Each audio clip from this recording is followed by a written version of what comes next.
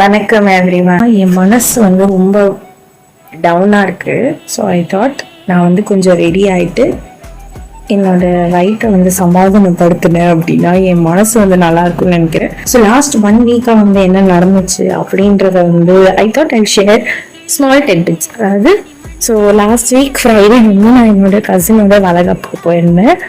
So I thought I shoot videos அப்படி இப்படி எல்லாம் சொல்லிட்டு, பட் எனக்கு வந்து I'm still not so confident. என்னோட வீடியோ ரொம்ப பிளராக இருக்குது, குவாலிட்டி நல்லா இல்லைன்னா ப்ளீஸ் மன்னிச்சிடுங்க. ஸோ என்னோட ரீசர்ச் ஜேர்னல் வந்து ஃப்ரைட் ரைஸ் கடைக்கு வந்துட்டேன்.